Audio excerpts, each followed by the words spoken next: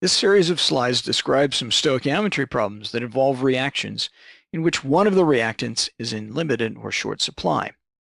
This situation arises often in the laboratory.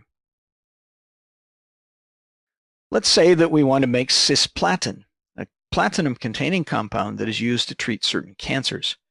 To make cisplatin, we mix a platinum chloride with ammonia. The platinum chloride is quite expensive, so if we're going to use it in a reaction, we want to make sure we use all of it. Therefore, we mix a small amount of the expensive platinum compound with a large amount of inexpensive ammonia. The platinum salt is the limiting reactant. But how would you know this? And how would you calculate the yield of the product? That's the subject of the following series of slides. The reaction of methanol and oxygen is a good example of a reaction that involves a limiting reactant. Watch the video, and then you decide which is the limiting reactant. Is it methanol, CH3OH, or is it oxygen?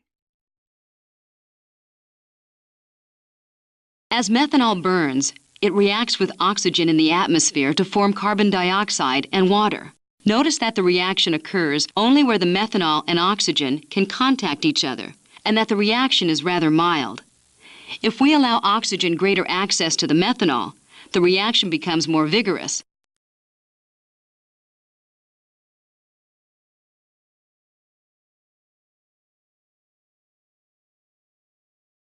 What did you decide about the limiting reactant? It was pretty clearly the methanol in the beaker.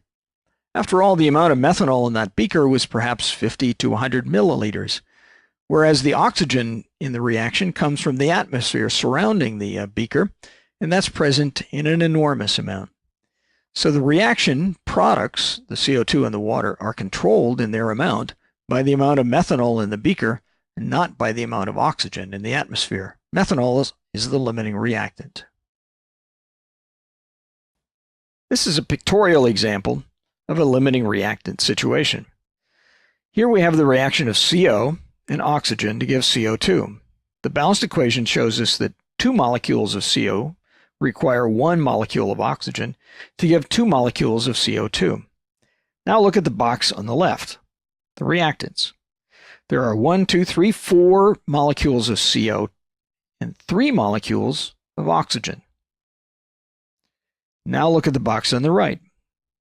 How many CO2 molecules were formed in the reaction? There are 4. 1 molecule of oxygen remains. Which is the limiting reactant in this process? Clearly, the answer is that it is the CO. 2 molecules of CO require 1 of oxygen. So the 4 molecules of CO that we began with require 2 molecules of oxygen. We had 3 to begin with, and so 1 remains. So the outcome of the process is controlled by the limiting reactant, that is, CO in this case. The reaction or reactant in abundant supply is the oxygen. We had 3 molecules to begin with. We required only 2.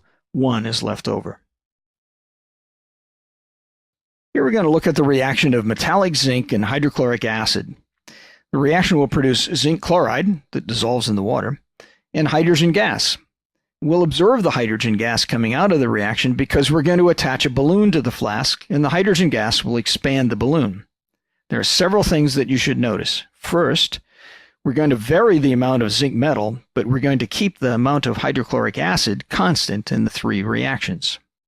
Second, at the end of the reaction, is there any zinc remaining? Third, at the end of the reaction, do the balloons that were expanded by the hydrogen gas, are those balloons of the same volume? Are they larger or smaller from reaction to reaction?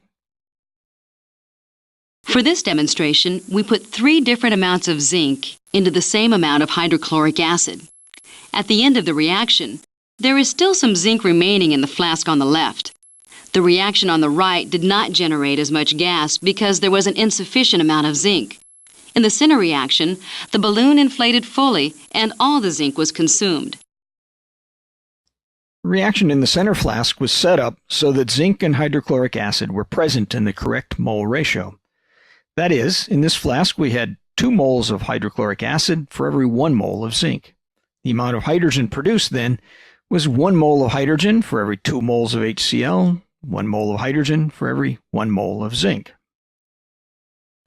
In the experiment in the left-hand flask, we can make two observations. First, there's some zinc remaining at the end of the process. This indicates that the zinc was there in abundant or an excess supply. This implies that hydrochloric acid is the limiting reactant. The second observation we can make is that the size of the balloon is exactly the same in the left-hand flask as in the middle flask, implying that the amount of hydrochloric acid in each of those reactions is what determined the amount of hydrogen produced in the process. This again confirms that hydrochloric acid is the limiting reactant in the left-hand flask. In the flask on the right, the zinc was completely consumed and relatively little hydrogen gas was produced. Zinc is the limiting reactant in this case. Now we want to become more quantitative about our reactions involving limiting reactants. Let's look at the reaction of aluminum and liquid bromine to give aluminum bromide, Al2Br6. Let us say that we have 3 moles of aluminum and 3 moles of Br2, which is the limiting reactant. There are two ways to look at this.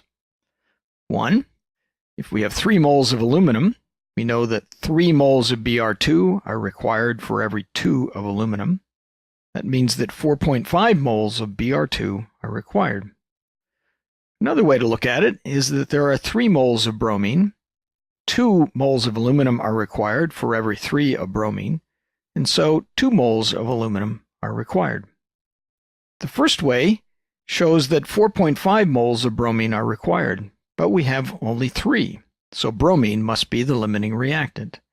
The second way to look at it, 2 moles of aluminum are required by 3 of bromine, but we have 3 moles of aluminum, so aluminum is present in an excess amount, which means that bromine is the limiting reactant.